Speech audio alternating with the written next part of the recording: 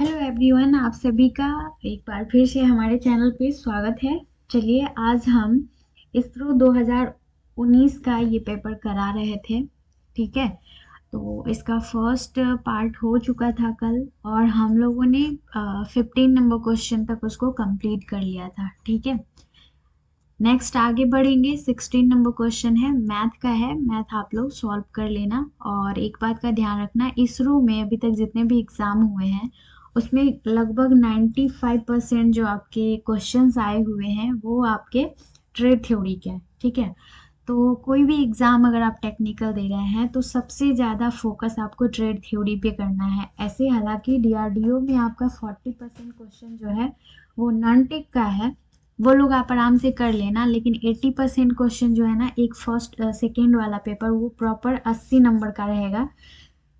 उसमें 80 क्वेश्चन रहेंगे जो कि डीआरडीओ का एग्जाम में। ठीक है, तो कोई कोई ऐसा एग्जाम होता है जिसमें 2 पेपर होते हैं आईटीआई के लिए, लेकिन बाकी जो अदर और भी बहुत सारे ऐसे एग्जाम है जहाँ पे टेक्निकल को सबसे ज्यादा इम्पोर्टेंस दिया जाता है। ठीक है, तो लोको पायलट में भी आपका एक पेपर होता है जो ट्रेड थ्योरी का होता है स्पेशली। और बाकी और भी इसरो हो गया, तो देख रहे हैं सबसे जो बेस्ट एग्जाम होता है इंडिया का वो इसरो होता है ना। तो ये इसरो का है और इसमें से लगभग लगभग क्वेश्चन आपके पूछे जाएंगे किसी न किसी एग्जाम में, तो आप सभी लोग इसको अच्छे से ध्यान से पढ़ना। ओके, चलो आज हम लोग 70 नंबर क्वेश्चन से स्टार्ट करेंगे। इस क्वेश्चन में आपका क्या बोल रहा है, ध्यान दीजिएगा। बोल रहा है एक 12 वोल्ट एसएमपीएस के निर्गम को एसी युग्मन समर्थित दोलनदर्शी के द्वारा और उचित समयाधार आद्रीदन तथा आयाम के साथ मॉनिटर किया जाता है। ठीक है, दोलनदर्शी में प्रेषित तरंग रूप क्या होगा, यानी कहने का मतलब यहाँ पे ऑस्किलोस्कोप से है और उसके वेव फॉर्म को लेके है। ठीक है, तो आपको इंग्लिश में हम इसमें समझाते हैं। हिंदी थोड़ा सा टफ रहता है समझना, क्योंकि बहुत हिंदी रहते हैं ना, तो समझ में थोड़ा कम आता है। इंग्लिश में देखते हैं, बहुत इजी होगा। बोल रहा है कि the output of 12 volt SMPS is monitored and oscilloscope. ठीक है, क्या बोल रहा है, ऑस्किलोस्कोप को मॉनिटर किया जा रहा है जिसका आउटपुट कितना है, 12 वोल्ट है। ठीक है, यहाँ पे एसी कपलिंग इनेबल किया गया है। एसी कपलिंग की बात कर रहा है। ठीक है, जिसका आपके यहाँ पे बेस और एम्पलीट्यूड है। क्या बोल रहा है, टाइम बेस और एम्पलीट्यूड है। तो इसमें जो wave form observe in the oscilloscope, इसमें जो वेव फॉर्म ऑब्जर्व किया जाएगा ऑस्किलोस्कोप में वो कितना होगा, है ना, कितना वैल्यू वो इन वेव फॉर्म जनरेट करेगा, ऐसा पूछ रहा है। तो ध्यान से देखना। सीआरओ सभी लोग जान रहे होंगे क्या होता है, सीआरओ। ठीक है, तो यहाँ पे जो सीआरओ है, तो सीआरओ क्या करता है, 2 मोड पे काम करता है। ठीक है, सीआरओ 2 मोड पे काम करता है। एक तो आपका डीसी मोड पे काम करता है, ठीक है, और दूसरा एसी मोड पे काम करता है। ठीक है, तो यहाँ पे ध्यान से देखना, ये जो आपका एसी कपलिंग की बात की गई है, तो एसी कपलिंग क्या होगा, एसी मोड पे काम करेगा। लेकिन यहाँ पे जो वोल्ट दिया हुआ है आउटपुट का वो कितना है, 12 वोल्ट दिया हुआ है। तो 12 वोल्ट क्या होगा, आपका डीसी होगा। ठीक है, ये क्या होगा, डीसी होगा। तो आप जानते हो कि ये 12 वोल्ट है, लेकिन एसी कपलिंग की बात कर रहा है। तो यहाँ पे जो एसी कपलिंग होगा और यहाँ पे डीसी की बात कर रहा है, तो यहाँ पे दोनों अगर कंपेयर किया जाए तो क्या हो जाएगा, 0 हो जाएगा। ठीक है, क्योंकि एसी है तो एसी यहाँ पे काम करेगा, लेकिन डीसी है तो डीसी का काम हो नहीं पाएगा, इसलिए यहाँ पे ये क्या हो जाएगा, डीसी 0 हो जाएगा। ठीक है, याद रखिएगा।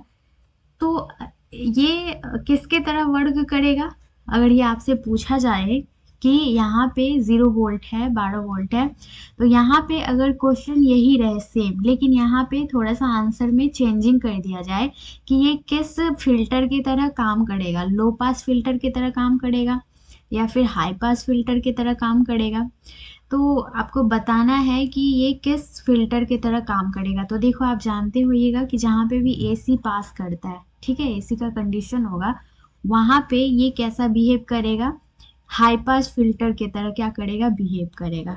ठीक है, तो आपका जो आंसर हो जाएगा वो क्या हो जाएगा, 0 हो जाएगा। आई होप सो कि ये चीजें आप लोगों को समझ में आ रहा होगा। है ना। आगे चलते हैं, नेक्स्ट क्वेश्चन बढ़ते हैं आगे। 18 नंबर क्वेश्चन आपसे क्या पूछ रहा है, 270 डिग्री सेल्सियस से 1700 डिग्री सेल्सियस परास में तापमान का माप करने के लिए निम्नलिखित में से कौन सा उपयुक्त, मतलब सबसे उपयुक्त कौन सा है। यहाँ पे आपका टेम्परेचर पूछा गया है कि ये टेम्परेचर आपका दिया हुआ है 270 डिग्री सेल्सियस से 1700 डिग्री सेल्सियस। ठीक है, अब इस सेल्सियस को कौन मेजर करता है, तो इस सेल्सियस का जो मेजरमेंट करता है वो आपका कौन सा होता है, थर्मोकपल होता है। ठीक है, 4 ऑप्शन दे रखा है, तो ये आपका थर्मोकपल का मेजरमेंट होता है, डिग्री जो टेम्परेचर आपका दिया हुआ है ये होता है। लेकिन अगर आपको यहाँ पे एग्जैक्टली पूछा जाए कि थर्मोकपल का जो डिग्री टेम्परेचर होता है, सेल्सियस होता है, वो कितना होता है, वो होता है आपका 1100। ठीक है, क्या होता है, 1100 डिग्री सेल्सियस टू 2000, यानी कि 2000 डिग्री सेल्सियस होगा। ठीक है, ये चीजें ध्यान रखना। दूसरा है, अब यहाँ पे बी वाले ऑप्शन में थोड़ा सा इसके बारे में भी देख लेते हैं। आप लोग को आरटीडी का फुल फॉर्म पता होना चाहिए, क्या होता है, रेजिस्टेंस टेम्परेचर डिटेक्टर होता है। ठीक है, इसका फुल फॉर्म भी आपको याद रखना है।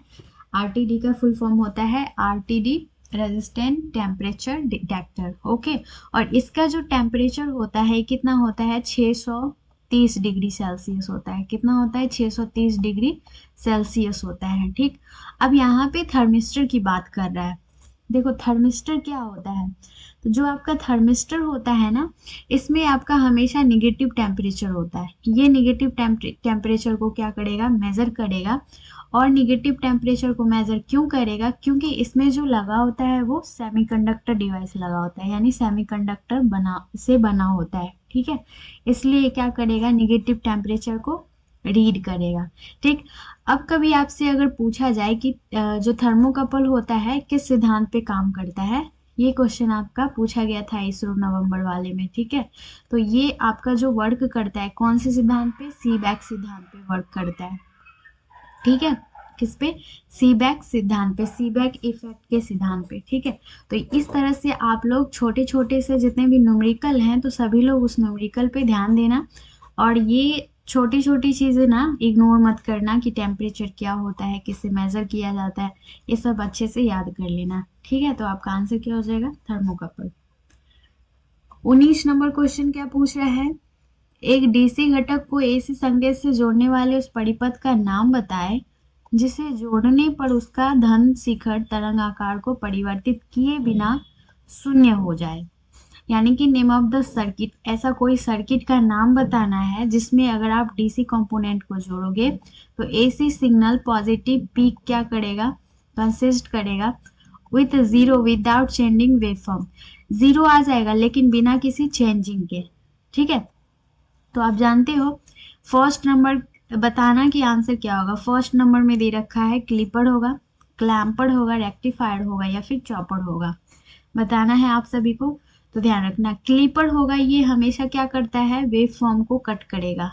ठीक है, ये क्या करेगा, वेव फॉर्म को कट कर देगा। रेक्टिफायर क्या होता है, तो रेक्टिफायर तो आपका क्या करता है, ये पल्सेटिंग डीसी में चेंज करता है ना, सिग्नल को क्या करता है, पल्सेटिंग डीसी में चेंज करता है। क्लैम्पर क्या होता है, तो ये जो क्लैम्पर होता है ना, यही आपका क्या करता है, बिना चेंज किए आपका क्या करता है, सिग्नल वेव फॉर्म को दे देता है। ओके, तो इसका सर्किट अगर आपको देखा जाए तो कैसे यहाँ पे बनता है ये देखिएगा। एक कैपेसिटर तो आपका लगा होता है, ठीक है, और इसके सीरीज में आपका एक क्या रहता है, डायोड लगा रहेगा। ओके, कुछ ऐसा। तो इस तरह से ये हो गया आपका क्लैम्पर सर्किट, और इसका जो यहाँ पे इनपुट देते हैं हम लोग, ये कुछ आपका स्क्वायर वेव का इनपुट रहेगा। इसका आउटपुट अगर कभी देखा जाए, पूछे आपसे, ये सर्किट दे दिया और आपसे कभी इसका आउटपुट पूछ दिया तो फिर आप क्या करोगे, तो यहाँ पे इसका जो आउटपुट बनेगा ये कुछ ऐसा बनेगा। ठीक है, ये कुछ आपका आउटपुट ऐसा बनेगा। यहाँ से इसको हम लोग कर देते हैं। ठीक है, तो यहाँ से ये कुछ आउटपुट ऐसा बन जाएगा, तो आंसर आपका क्या हो जाएगा, क्लैम्पर हो जाएगा। क्लियर है। और अगर चॉपर की बात करें तो चॉपर क्या करता है, चॉपर आपका फिक्स डीसी को क्या करता है, चेंज करता है किसमें, वेरिएबल डीसी में। ठीक है, तो ध्यान रखना चॉपर जो होता है फिक्स डीसी को वेरिएबल डीसी में चेंज कर देता है। ओके, क्लियर हो गया होगा।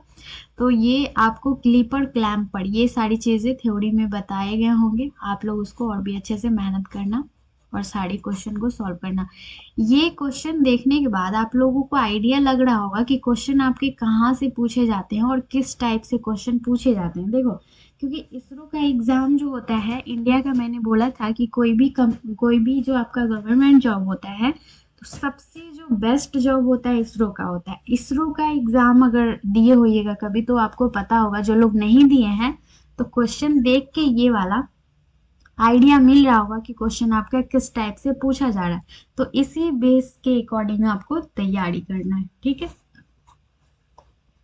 चलो 20 नंबर क्वेश्चन आपका क्या पूछा है, साधारण संग्राही समरूपण में डीसी धारा लब्धि डैश है, यानी कि the DC current gain in common collector configuration, common collector configuration, common collector, उसके बाद कॉमन बेस, कॉमन एमीटर, ये तो आपका जो ट्रांजिस्टर है इससे रिलेटेड है, तो आप लोग पढ़े होइएगा, वहां पे सभी लोगों को पता होगा इसके बारे में। तो कॉमन कलेक्टर के बारे में पूछ रहा है, वो भी डीसी करंट गेन की कितना होगा। ठीक है, तो कॉमन कलेक्टर यहाँ पे पहले ध्यान रखना, कॉमन कलेक्टर जो होता है उसका गेन क्या होता है, ज्यादा होता है। ठीक है, क्या होता है, ज्यादा होता है। तो अगर आप इसका सर्किट को बनाते हैं तो ये सर्किट आपका कैसे बनता है, कुछ ऐसा बनेगा, है ना। यहाँ पे आपका क्या रहता है, जो एमीटर रहता है, थ्योरी अगर आप लोग क्लास किए होंगे, जो स्टूडेंट क्लास किए होंगे थ्योरी का, मैंने ये थ्योरी क्लास में बताया था। ठीक है, कॉमन कलेक्टर और एमीटर तीनों कन्फिग्रेशन के बारे में। ठीक है, तो जहां पे आपको बोला जाता है कॉमन कलेक्टर कॉन्फ़िगरेशन पूछा जाता है, वहां पे आपको कलेक्टर को क्या किया जाता है, ग्राउंड किया जाता है। ठीक है, और इसका जो इनपुट रहता है वो क्या रहता है, बेस रहता है, और जो आउटपुट रहता है वो कौन सा रहता है, आपका एमीटर रहता है। ठीक है, तो इस तरह से आप लोग क्या कर सकते हो, सर्किट को बना सकते हो। तो ये इसका सर्किट रहा, और ये यहाँ से इसका ये क्या होता है, आउटपुट होता है, और आपका कलेक्टर क्या रहेगा, ग्राउंड। ओके, अब यहाँ पे अल्फा, अल्फा इसमें क्या हो जाएगा, इसमें अल्फा जो वैल्यू आएगा वो कितना हो जाएगा, आई ई बट्टे क्या हो जाएगा, आई बी हो जाएगा। ठीक है, क्या हो जाएगा, आई ई बट्टे आई बी। अब यहाँ से इसको सॉल्व करते हैं। देखो, अब आई ई और आई बी आप यहाँ से क्या कर रहे हो, बाहर निकालो, तो ये हो जाएगा आपका आई ई, और बटे क्या हो जाएगा यहाँ पे। देखो, एक चीज ध्यान रखना, ये जो आई बी है, ठीक है, इसको हम लोग क्या करते हैं, डिवाइड कराते हैं, और इस तरफ अगर आप लोग देख रहे हो तो ये क्या होता है, आई बी प्लस क्या होता है, आई सी। ठीक है, आई सी, और बट्टे में हो जाएगा यहाँ पे, इसको हमने डिवाइड किया है आई बी से, तो यहाँ पे भी हम लोग क्या करेंगे, आई बी से डिवाइड करेंगे। ठीक है, तो ये हो गया समीकरण आपका पूरा। ओके, अब चलते हैं यहाँ पे गेन देखते हैं, यानी कि अल्फा देखते हैं। ठीक है, गेन पूछा है, तो गेन क्या होता है, कॉमन कलेक्टर का अल्फा होता है। तो आपको अब चेक करना है, तो ये अल्फा देखना है, ध्यान से देखना। यहाँ पे क्या हो जाएगा आपका, आई बी हो जाएगा। ठीक है, आई ई बटे क्या होता है, आई बी हो जाता है। जब हम लोगों ने इसको डिवाइड किया है तो यहाँ पे क्या हो जाएगा, ये हो जाएगा आपका अल्फा 1। ठीक है, और प्लस क्या हो जाएगा, बीटा हो जाएगा। ओके, तो यहाँ पे आपका ये रिलेशन बनता है, देखना है कि आपका आंसर यहाँ पे कौन सा हो जाएगा, सी हो जाएगा, बीटा प्लस क्या हो जाएगा, 1 हो जाएगा। ठीक है, या फिर 1 प्लस बीटा लिखिए, या फिर बीटा प्लस 1 लिखिए, तो दोनों रिलेशन आपका अल्फा बराबर क्या हो जाएगा, ये हो जाएगा। तो याद रखिएगा कि जब भी आपसे पूछ दे कि करेंट गेन क्या होता है कॉमन कलेक्टर का, उसको हम लोग क्या कहते हैं, अल्फा कहते हैं। ठीक है, और अल्फा का जो वैल्यू होता है वो कितना होता है, बीटा प्लस 1 होता है। कितना होता है, बीटा प्लस 1 होता है। क्लियर है ना, तो ये चीजें आप लोग ध्यान रखना, और इसका आंसर हो जाएगा आपका सी। क्लियर है, चलो 21 नंबर क्वेश्चन पे आते हैं। यहाँ पे देखते हैं क्या बोल रहे हैं, 2 सेंटीमीटर स्क्वायर क्षेत्रफल से होके 2000 माइक्रोवेबर का अभिवाह संक्रमण करता है, अभिवाह घनत्व कितना होगा, यानी कि a flux of 200 microweber passes through an area 2 centimetre square, what is the flux density. Flux density पूछ रहा है यहाँ पे, ठीक है। तो फ्लक्स डेंसिटी इसका फॉर्मूला क्या होता है, बी बराबर होता है 5/a, है ना, क्या होता है 5/a। अब आपको देखना है फाई का वैल्यू कितना दे रखा है यहाँ पे 200, ठीक है 200। माइक्रो है तो माइक्रो को अगर हम लोग चेंज करते हैं तो 10 के पावर कितना होता है 6 होता है। और यहाँ पे चलेंगे, देखो यहाँ पे 2 सेंटीमीटर स्क्वायर दिया है, सेंटीमीटर को अगर आप लोग चेंज करोगे तो कितना होगा आंसर इसका, कितना ये चेंज करेंगे तो होगा 2 गुने कितना हो जाएगा, 2 गुने 10 के पावर ऐसे 2 होता है अगर सेंटीमीटर चेंज कर रहे हो तब, ठीक है 2 के पावर 10 हो जाएगा। लेकिन यहाँ पे स्क्वायर दिया हुआ है तो 2 के पावर 2, 10 के पावर 2 होगा, तो यहाँ स्क्वायर है इसलिए क्या हो जाएगा 10 के पावर -4 हो जाएगा, ठीक है। ये चीज़ समझ में आ गया होगा। अब यहाँ से ध्यान देना, ये आपका क्या हो जाएगा 10 के पावर 6 ऊपर दिया हुआ है और 10 के पावर 4 ऊपर दिया हुआ है, ठीक है। तो यहाँ से अगर आप क्या करते हो कैंसिल करते हो तो 6 को अगर यहाँ पे कट करोगे, ठीक है, तो माइनस कितना होगा 4 होगा, क्योंकि यहाँ से हमने क्या किया है 2 जीरो को कैंसिल किया है, ठीक है। अब यहाँ से क्या करना है आपको 2 और 2 को कैंसिल करना है। अब आपका जो आंसर बच रहा है क्या बच रहा है 10 के पावर -4 बचेगा, है ना, 10 के पावर -4 और नीचे बचेगा 10 के पावर -4, क्लियर है। अब ये दोनों आपस में क्या होगा कैंसिल हो जाएगा, कैंसिल होगा तो आपका आंसर क्या बनेगा 1। माइक्रोवेबर है तो माइक्रोवेबर को हम लोग क्या, माइक्रो से माइक्रो कैंसिल हो गया तो यहाँ पे वेबर बच रहा है, और वेबर कितना होता है तो एक वेबर कितना 1 टेस्ला के बराबर होता है, तो इसका आंसर क्या हो जाएगा 1 टेस्ला हो जाएगा, ठीक है। तो इस तरह से अगर आप लोग मिली और माइक्रो को चेंज करना जानते हो तो ये बहुत ही ज़्यादा क्या है आसान है, आप आराम से सॉल्व कर सकते हो। और इसका फॉर्मूला तो ज़रूर से ज़रूर याद रखना, तब आप एकदम एग्जैक्टली सॉल्व कर लेना, ओके। तो इसका जो आंसर हो जाएगा 1 टेस्ला हो जाएगा, मतलब ए। चलो 22 नंबर क्वेश्चन देखते हैं क्या बोल रहा है। 3 इनपुट नैंड गेट का आउटपुट है, लॉजिक 0 पर है, नैंड गेट के इनपुट ए बी सी है, तो डैश डैश क्या होगा ये पूछ रहा है, यानी कि the output of 3 input NAND gate is logic 0, the input A B C of the NAND gate are. अब आपको बताना है कि इसमें जो नैंड गेट का इनपुट होगा ए बी सी वो क्या होगा, 0 होगा या फिर 1 होगा, क्या होगा ये बताना है, ठीक है, वैल्यू ए बी सी का। तो देखो यहाँ पे ध्यान से, जब हम लोग क्या करते हैं किसी भी गेट में, यानी नैंड गेट का उल्टा क्या होता है एंड गेट होता है, ठीक है। तो पहले हम लोग एंड गेट बनाते हैं, तो एंड गेट में हमने 3 इनपुट ए बी और सी कर दिया है, ओके। अब उसके बाद हम लोग इसका सॉरी ये क्या बोला है आउटपुट 0 है, तो ये इसका आउटपुट हम लोग बनाते हैं 0, ठीक है। अभी इस कंडीशन में ये है ना, ये गेट है। अभी ये तो एंड गेट का है, और एंड गेट का कंडीशन जब आप लोग क्या किए हो 0 0 0 दिए हो, तो यहाँ पे इसका आंसर क्या हो जाएगा, इसका आंसर क्या हो जाएगा 0 हो जाएगा। लेकिन यहाँ पे क्या पूछ रहा है जस्ट नैंड गेट के बारे में पूछ रहा है, तो यहाँ पे 0 की कंडीशन में नैंड गेट क्या हो जाता है एंड गेट का अपोजिट, तो 0 है तो 0 का अपोजिट क्या हो जाएगा 1 हो जाएगा, ये कंडीशन है, ठीक है। तो अब आते हैं नेक्स्ट दूसरा, जब आपका 1 1 और 1 ये वाला कंडीशन रहेगा, तब आपका जो वैल्यू आता है वो कितना आता है 1 आता है, ठीक है। नैंड गेट कंडीशन में 1 आता है, क्योंकि आप मल्टीप्लाई करोगे तो 1 आएगा। और जब आपका ये 1 आया है तो नैंड गेट के कंडीशन में ये क्या हो जाएगा रिवर्स हो जाएगा, इसलिए 1 का क्या हो जाएगा 0 हो जाएगा। तो आपका यही पूछ रहा है ना 0, अब 0 के कंडीशन पे है तो 0 का कंडीशन कौन फॉलो कर रहा है 111 फॉलो कर रहा है ना, तो ए का भी वैल्यू 1, बी का भी वैल्यू 1 और सी का भी वैल्यू क्या हुआ 1 होगा। तो यहाँ पे चेक करना है कि कौन सा है, तो ए बी और सी, देखिए यहाँ पे सी आंसर इसका हो जाएगा, ठीक है। तो इस तरह से आप लोग क्या करना है, रिलेशन अगर पता है गेट के बारे में तो आप इसको आराम से सॉल्व कर सकते हो। चलो नेक्स्ट क्वेश्चन देखते हैं हम लोग, अगला 23 नंबर।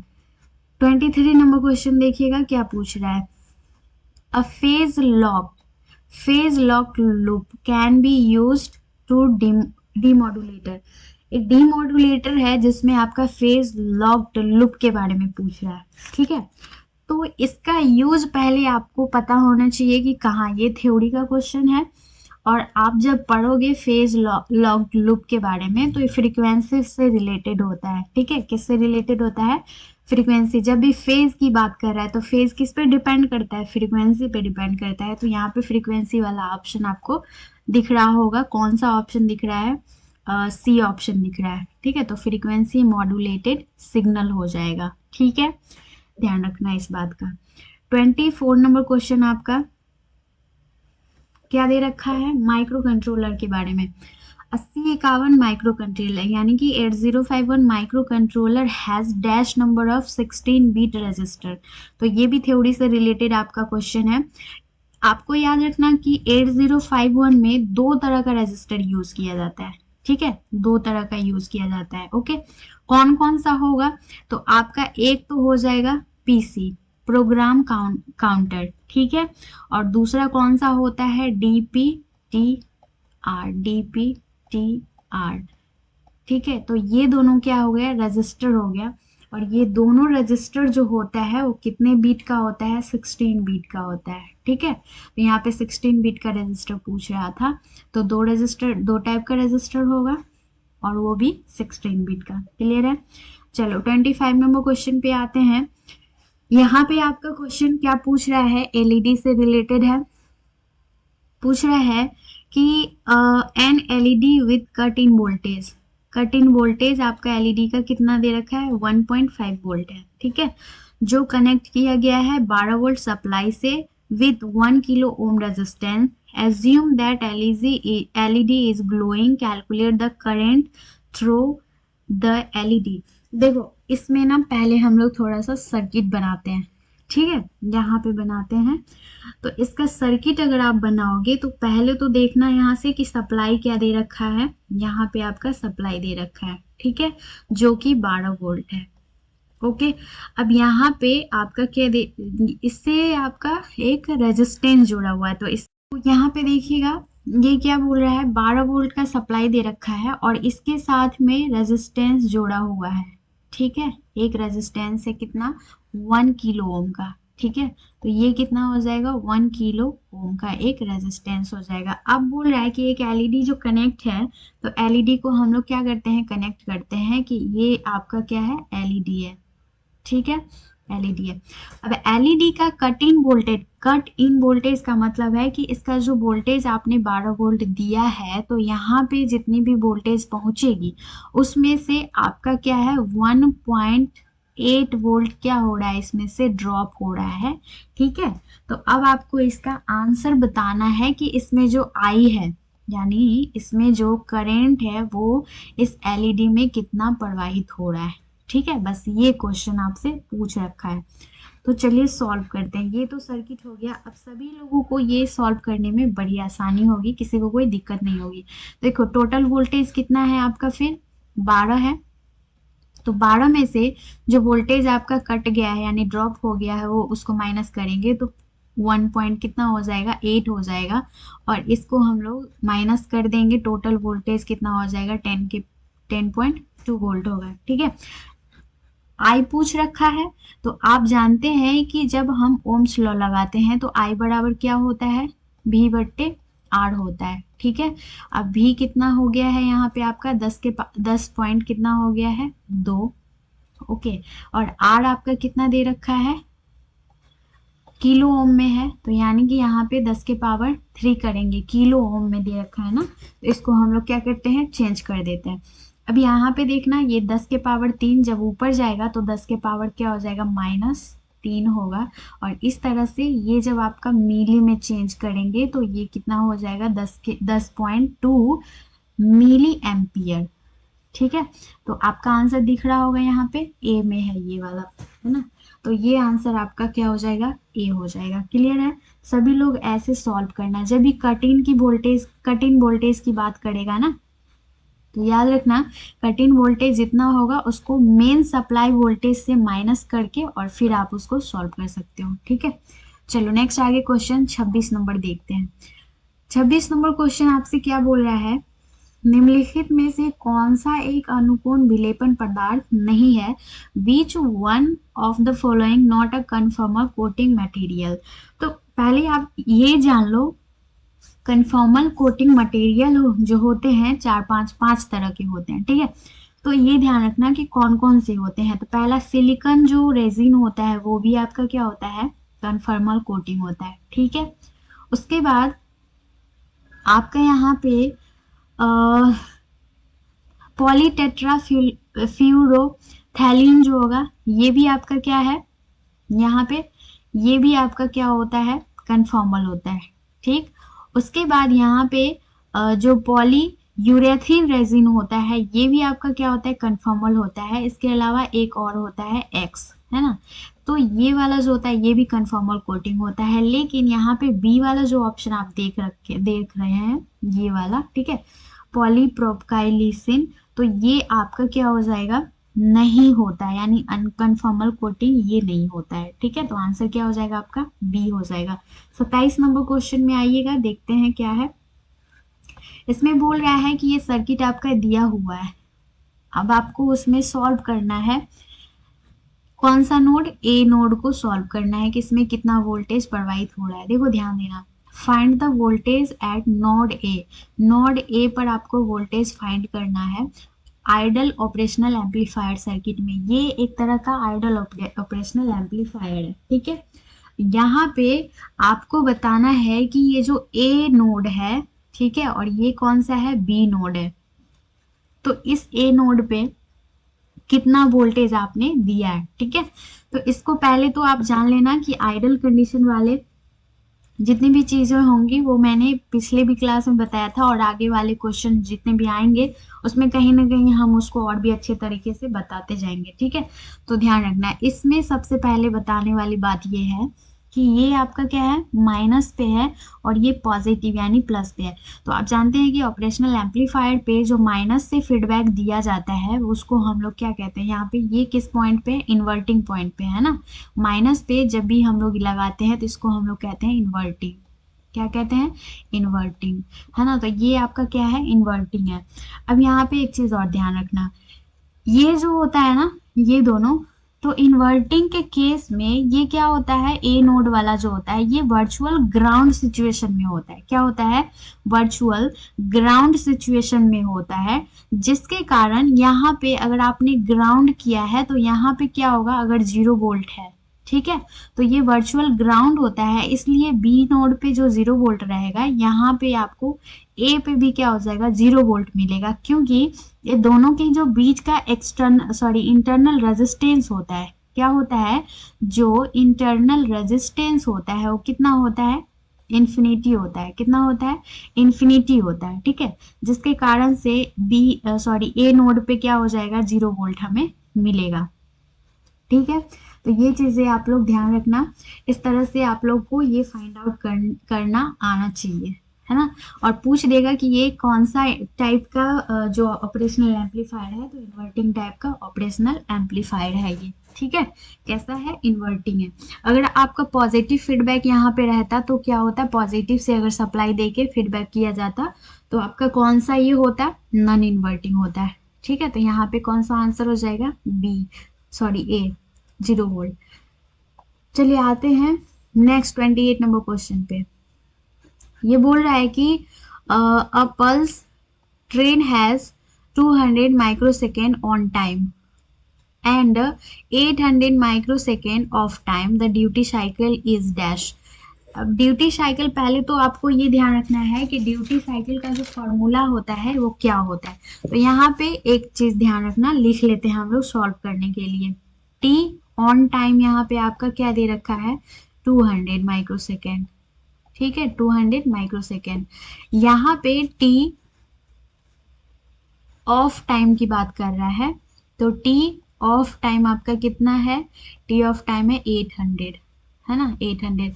अब माइक्रोसेकेंड इसमें भी है, माइक्रोसेकेंड इसमें भी है, तो क्या करते हैं? माइक्रोसेकेंड को काट देते हैं, पहले हटा देते हैं उसको, हमें सॉल्व करने की ऐसे जरूरत नहीं पड़ेगी, ठीक है।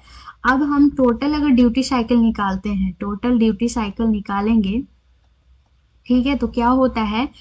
टी ऑन टाइम होता है, टी ऑन टाइम होता है, बट्टे में यहाँ पे T on plus T of होता है। क्या होता है? बट्टे में टी ऑन और प्लस में टी ऑफ होता है।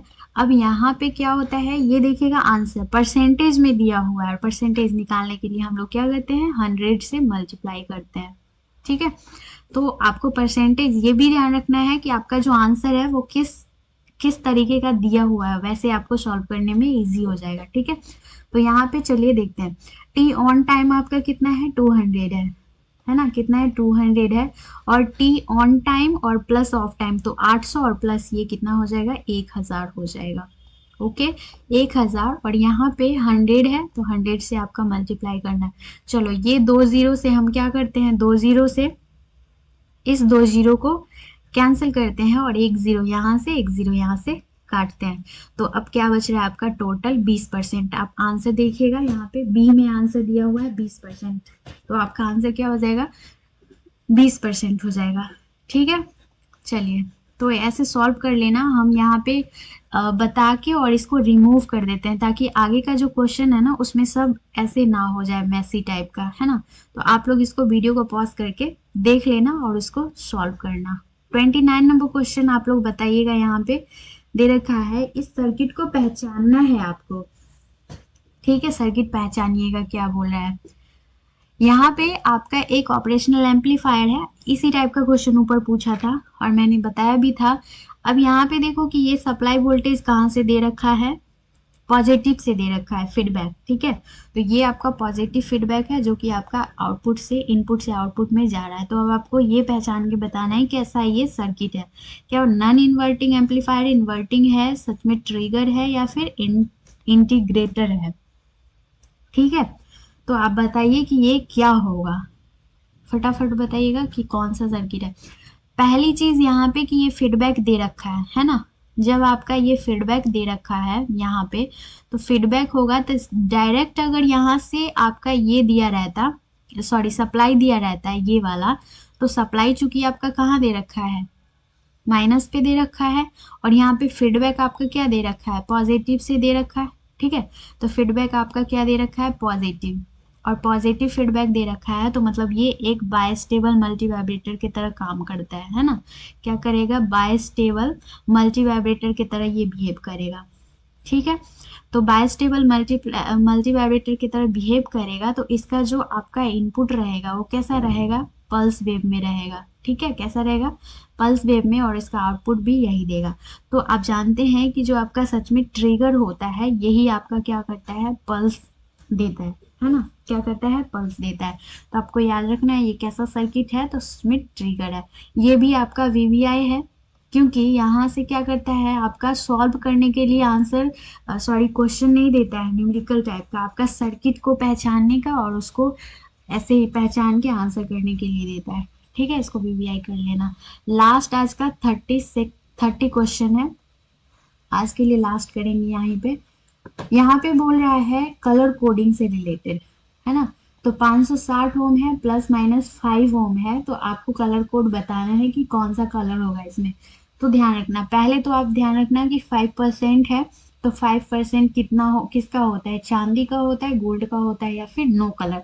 तो 5% आपका हमेशा किसका होता है, सोने का होता है ना। तो चांदी वाला ऑप्शन तो एक कट गया। उसके बाद आपको याद रखना है कि हमने आपको बताया था जब हम लोग रेजिस्टेंस का क्लास कर रहे थे कलर कोडिंग का वहां पे, तो मैंने आपको बताया था कि इसका नंबर आपको याद रखना। नंबर याद है तो आराम से बना सकते हो। पहला और दूसरा जो मतलब डिजिट होता है वो आपका डिजिट सेम रहेगा। ठीक है, लेकिन थर्ड वाला जो डिजिट रहता है वो 10 के पावर को, यानी कि 10 के पावर को या फिर मल्टीप्लायर को डिनोट करेगा। ठीक है, तो आप लोग को अगर याद है तो ठीक है, आप लोग चेक कर लेना और टेबल जरूर याद कर लेना सभी लोग, है ना। मुझे याद है इसलिए हम आपको यहाँ पे बताते हैं। तो 5 का जो कलर होता है वो क्या होता है, ग्रीन होता है। ठीक है, 5 का कलर क्या होता है, ग्रीन होता है। अब आपको चेक करना है कि यहाँ पे ग्रीन कौन सा है, तो येलो, ब्लू, येलो, येलो नहीं है। ठीक है, अब देखते हैं यहाँ पे ग्रीन है, तो सच है ग्रीन है। अब 6 का क्या होता है, ब्लू है। ठीक है, 6 का आपका ब्लू होता है। तो ये दोनों ऑप्शन जब आपको मिल गया है तो थर्ड ऑप्शन इसका क्या हो जाएगा, ब्राउन हो जाएगा या ब्लैक हो जाएगा। तो देखो यहाँ से याद रखना कि ये क्या होता है, ब्राउन होता है, क्योंकि यहाँ पे अगर ब्लैक की बात की जाए, ठीक है, तो ब्लैक में आपका होता है 10 के पावर 0, ठीक है, क्या होता है 10 के पावर 0 होता है, और यहाँ पे ये होता है 0 और ये होता है 1, और ये क्या करता है, ब्राउन वाला नंबर आपको 10 के पावर 1 को रिप्रेजेंट करता है, ठीक है, यानी कि यहाँ पे क्या हो जाएगा, ब्राउन हो जाएगा। ओके, क्या हो जाएगा, ब्राउन हो जाएगा और प्लस में गोल्ड हो जाएगा। तो आपका आंसर कौन सा हो जाएगा, डी हो जाएगा। इस तरीके से आप लोग शॉर्ट फॉर्म में इसको सॉल्व कर सकते हैं। आज के लिए बस इतना ही, कल इसमें और भी बहुत सारे 80 क्वेश्चन है लगभग, तो बाकी का जो पार्ट होगा वो कल हम लेके आएंगे। तब तक के लिए आप लोग इसको रिवीजन करना। प्लेलिस्ट बना दिया है मैंने, तो आप लोग प्लेलिस्ट में जाके जो भी क्लासेस नहीं किए होंगे तो वहाँ पे जाके चेक कर लेना। Okay, thank you so much, कल मिलेंगे फिर इसी टाइम पे।